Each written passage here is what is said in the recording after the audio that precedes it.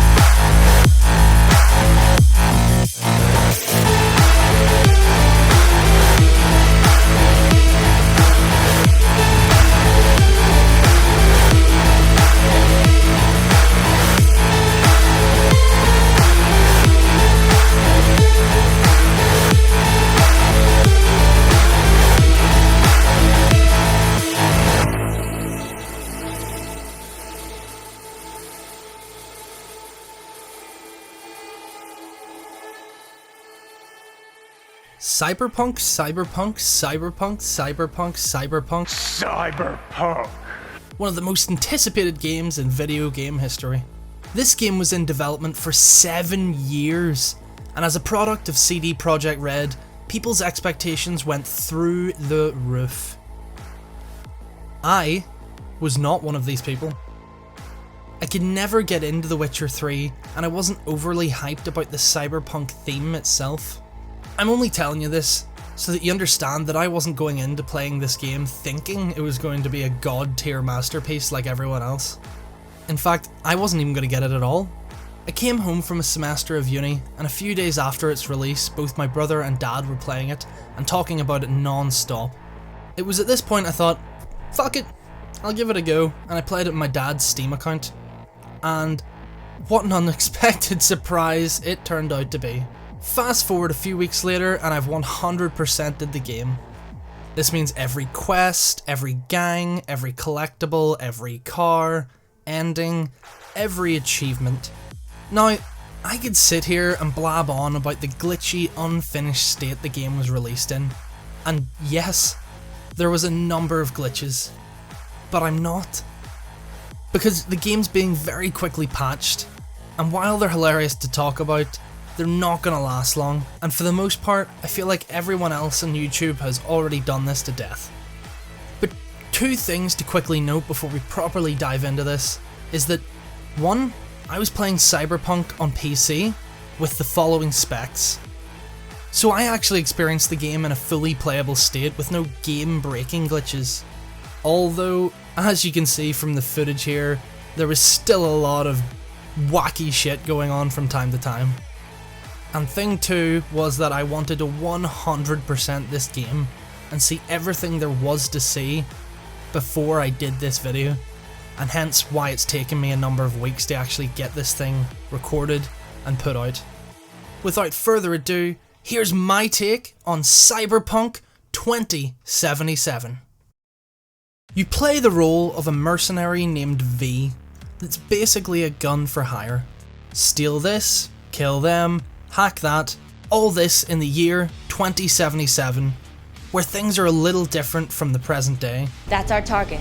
You live in a world where megacorporations reign supreme, where the average person has cybernetic body modifications, where you can experience someone else's recorded memories in near perfect detail, where different gangs rule over different regions, and where you don't walk to your vehicle, but instead, your vehicle comes to you. It's all a bit freaky, and it actually had me constantly thinking about some of the things that are a real possibility in the next 100 years in real life. What makes the world really great though is the amount of character and detail it has. You can tell so much time went into thinking up this world and its people. Little quirks such as the slang characters use, and the over-the-top advertising on billboards and TVs made the world feel real and unique. There's references to the world's lore everywhere you look, from the music on the radio, to the adverts advertising products that exist in the world, to the events that happened prior to your own adventure as V. Let's talk story and characters. Before the game even starts, you customise your own character, being V, and pick one of 3 places to start from. Be a nomad that grew up in the Badlands and lived by their clan's own rules, a street kid who grew up on the rough streets of Night City, or a corpo who works for a large corporation. My favourite is the street kid. It just feels right for the personality of V and the characters you end up associating with. Fortunately, whatever you pick doesn't actually cause a significant change to the story. After about an hour, they all converge into the same point anyway. This was a bit of a wasted opportunity, but it's still fun to try the different intros the first time you play. A lot of people speculate that there was supposed to be way more variation between these starting points going through the game, but who knows. Now I'm going to go through the story in a little detail. There's some sort of spoilers. It's up to you. If you want to skip this section and go to the next, here's the timestamp. But the main story involves you and your friend Jackie landing the gig of a lifetime from a big time fixer in Night City called Dexter Deshawn. The mission is to steal a relic or a chip from a mega corporation called Ryzacus. In short, as you can imagine, things don't go quite as planned, and to cut a long story short, you end up with an ex-terrorist rock star from 50 years ago in your head called Johnny Silverhand. Wish you'd drop dead. Who, yes, is voiced by Keanu Reeves. This is a result of V putting the chip in her own neural net port for safekeeping. And in short, if V removes the chip, she'll die. And if she leaves it there, it's going to slowly overwrite her own neural network with Johnny Silverhand's engram. So you play the majority of the game as V with Johnny Silverhand in your head. Right off the bat, this is an awesome twist. Keanu Reeves did a fantastic job as Johnny Silverhand, and the amount of badassery is just through the roof. The female voice actor for V in particular as well did an unbelievable job of portraying a range of emotions throughout the story, and deserves a lot of credit. Though, saying this, most characters in the game are absolutely brilliant. Some personal faves were Kerry, Rivers, Takamura, Blue Moon, and of course, Panam. Stop it! Fuck! One thing everybody loves in a game is choices. Non-linearity is something that gives the player control over the journey they experience, and makes each playthrough unique from the last. There's a number of major decisions the player can make that cause the whole quest lines to end or change, and I loved figuring out where I wanted to go with each. Not only this, but decisions also control which ending the player can choose to do. There's actually a total of 6 endings to the game, and all but one of them blew me away. I obviously can't go into detail about them on this video, but some of them are so surprising, so epic, and even really sad. There's even a premature ending to the game where you basically decide before the last mission that you've had enough and you just end yourself. Now, I was so invested in V and Johnny and their relationship that whenever I first watched this ending, I actually ended up tearing up. Some of the endings are just so heartfelt and sad and unbelievable, and again, I can't really tell you much about them, but if you've completed the game and you found one ending, don't stop there. Definitely go and check out each and every ending, because even the ones you think are going to be shit are unbelievable. One of my biggest pet hates in a game is when you complete it and there's absolutely no post-game, and instead it brings you back to the save you did before the last mission, as if you'd never completed it. This also means you can't keep the loot and clothing you get from the last mission. I find this a little unsatisfying, but because of the endings, I know they kinda had to. On the bright side though, when you beat the game, you can return to your last save and do the last mission again without going through the whole game, but pick a different choice if you've met the requirements. And again, trust me, you're gonna want to see a number of these endings, if not all of them, as they're absolutely one of the best parts of this game. Some of the side quests are ongoing chains of quests that progress the more you pursue them, and I loved this. In fact, some of the side quests are actually nearly as good, if not better, than the main story. Some major highlights for me were the Panam, Kerry, Rivers, and the Politician couple questlines. Some of the shorter side quests are fucking hilarious and lighten the mood of the game up quite a bit. Anyone who's accidentally stumbled across Skippy, the talking vending machine, or the guy with the malfunctioning dick will know exactly what I mean. Just go, mow him down! Absolutely hilarious to stumble across when you don't know about them. The Delamain side quests had me in tears. Basically, you've got to go and retrieve a number of AI controlled taxis that have gone haywire, each of which have their own personality, and it's seriously funny. There's also a series of ongoing things like killing the cyber psychos for Regina that stood out to me as exciting to do every time I found one. They're basically little mini bosses.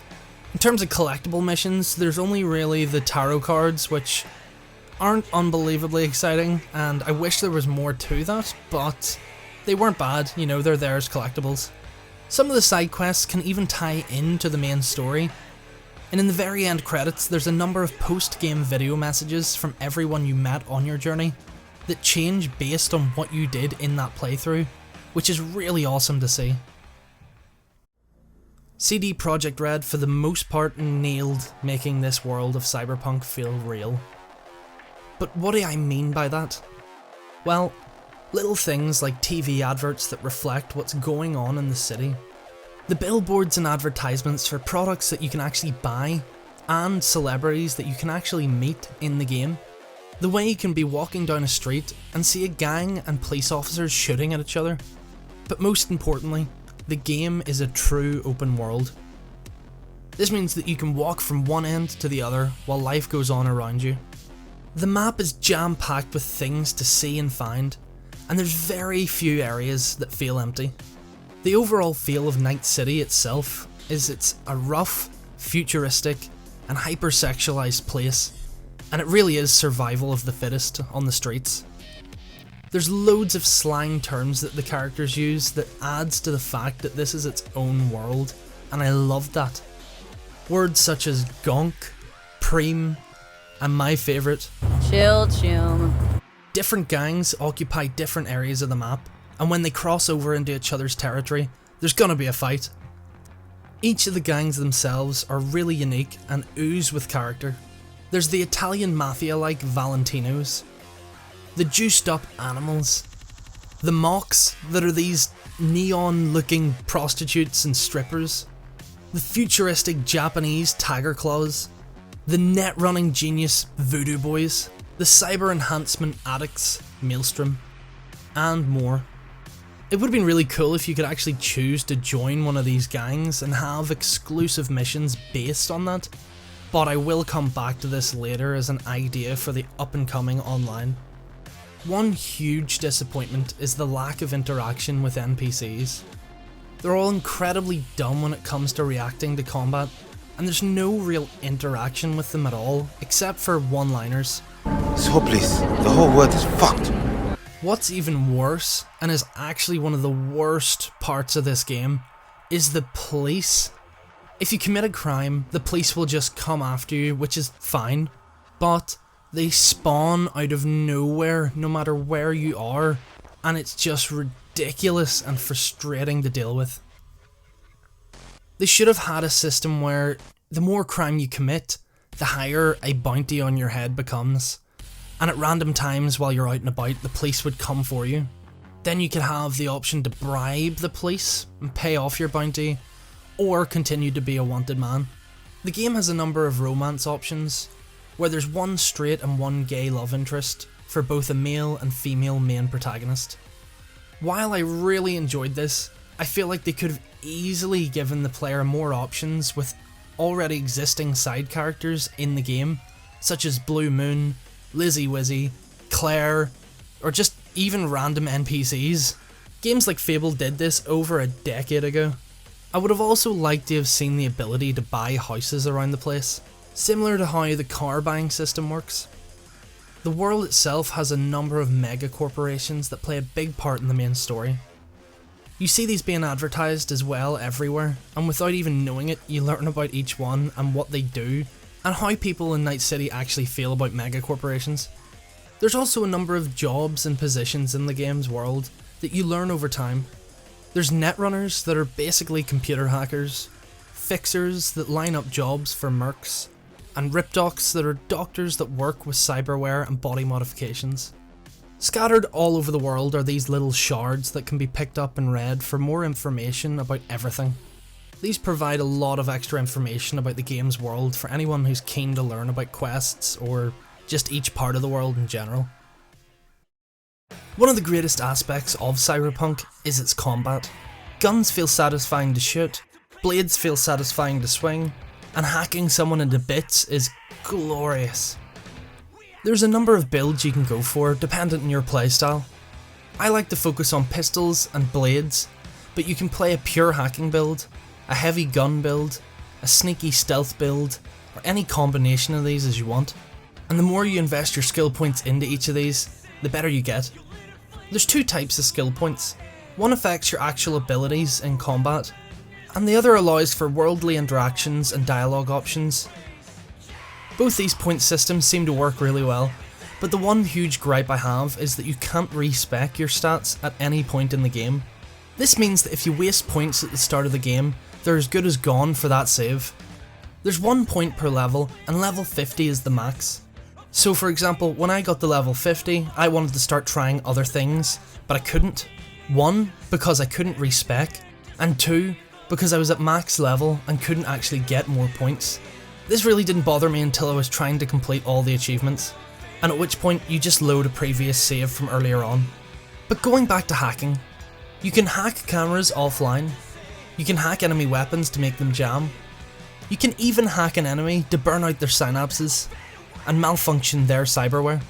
There's also a number of devices you can hack that bring up this little sequence puzzle for the player to complete within a limited time. Based on the patterns you crack within the time limit, you can get a small, medium or large payout. These aren't too challenging once you get your head around them, and actually quite fun to do every time you find one. In terms of vehicles, there's a shitload to purchase, or, steal. First and foremost, you can hijack vehicles. I never found a reason to really do this though, because I always had a vehicle and you can call it to your current location from anywhere. This is such a simple but awesome feature that stayed real satisfying right up until I was done playing. There's a number of cars and bikes that become available to purchase, but we all know that this bad boy is the real MVP, and after that, none of the other ones matter. So let's talk cyberware upgrades. There's a range of bonuses and abilities through upgrading cyberware at a ripdoc. This is super fun, because these aren't only functional, but also affect you cosmetically as well. The best of the bunch to me has to be the double jump ability and the mantis blades. The double jump gives the player the ability to, well, double jump, and once you have it, you go from running about the place by foot to jumping between buildings like a parkour god. The mantis blades on the other hand are used in combat and come out of your arms to slice and dice your way through your enemies. Very fun to use, and they look incredible. I did feel like the character customization, while what's there is cool, was a bit bare bones. There's loads of sick customized NPCs around the game's world, with loads of modified body parts that aren't available to the player. You just have to look at the mocks to see the potential that was there for cosmetic upgrades. There's loot everywhere in this open world that you pick up and in most cases just sell off. There's a rarity system to loot, but for the most part, weapons scale with your level, and I found myself using the same few weapons once I'd found the good ones the majority of the game. Using your phone is a huge component of the game as well. You get missions via calls, text people about missions, and get notified about vehicles for sale all the time. I heard this feature annoyed people. I get that it can be a wee bit much when you first start playing the game, but once you know what's going on, I feel like it just works. And I enjoyed it. In particular, I really enjoyed replying to people's texts to get that extra bit of dialogue from characters I liked. There's a crafting system in the game that doesn't really pay off, as whatever you have in-game is usually better than what you can craft, and you need to invest points into crafting to be able to craft good items in the first place. These points could be better spent in whatever build you're currently using. Let's talk sound and graphics. Graphically, the game is okay. Sometimes you can see that there's a lot of detail in the world's objects, and you can see there's a lot of brilliant texturing, shadows, and reflections. But for the most part, the game graphically didn't blow me away. I would love to have seen the game in a hyper-realistic fashion, but for obvious developmental reasons, this probably was just not possible, which is clear by the way the textures load in late all the time. You especially see this late texture loading problem happen with vehicles and billboards. As well as this, sometimes character body movement is a bit wacky and unrealistic. Again, none of this is overly bad, it's just that I love the game so much that I'd love to see it at its absolute best. As for sound design, it's really good, but what deserves major props is the unbelievable soundtrack and some of the voice acting. Some recommendations for soundtracks from the game that I actually listened to in my own time are Samurai Never Fade Away, Resist and Disorder, and Rebel's Path. The cover version of Never Fade Away that plays during the endings instantly has me tearing up, as it's perfectly placed to wrap it all up in an emotional and epic way. But going back to the voice acting, fuck me. They absolutely nailed it. For a player to immerse themselves into a character's story and feel their emotions is very dependent on the heartfelt and real voice acting. Some scenes really stood out to me in particular with Female V, and how actually scared and desperate she was towards the end of the game. Johnny! You ain't dying yet. I got you. Johnny Silverhand really did come across as this badass that took no shit, but also had a softer side once we really got to know him. I could genuinely go on all day about how good nearly all of the voice actors played their roles, but I'll leave it there, and the rest is for you guys to experience through playing the game. So to conclude, I'm going to rapid fire off some improvements and things I'd like to see in the future. I'd like to be able to interact with NPCs, more romance options, gang features, e.g. joining a gang and having quests exclusive to each. I really do hope this will be a feature in Cyberpunk's online that's currently in development. Way more customizability options, mainly in terms of body parts. More collectibles other than just the tarot cards. The ability to name save files. More actual abilities such as how the enemies can zoop about the place. More housing options. And most importantly, fix the fucking police and enemy AI, please. But to conclude, Cyberpunk 2077 has an incredibly unique world with a brilliant story that has multiple conclusions. The combat feels great, the upgrades are fun, and the character interactions are brilliant. The game is sprinkled with humour, but also incredibly serious, and manages to make you feel like the stakes are high the whole way through the game. Glitches aside, I think that any negative criticism of the game is due to how people's expectations were blown way out of proportion, and obviously the turbulent launch on last-gen consoles in particular. Instead of enjoying the game, a lot of people are too focused on what it wasn't, as opposed to what it is. Luckily, I went into playing this without expecting a thing, and was so surprised at how much I fell in love with the game and its world. So much so that I'd consider putting it in my top 10 favourite games of all time. With all that said, I give Cyberpunk 2077 an 8.9 out of 10.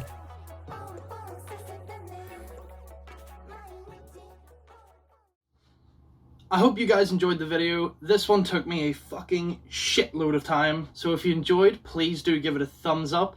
Tell me in the comment section below what you thought of Cyberpunk. Were you disappointed? Were you pleasantly surprised? Also, please sub to the channel. I will definitely be doing more Cyberpunk videos in the future. I'm Ryzacus, and thank you guys so much for checking out my video. See you in the next one.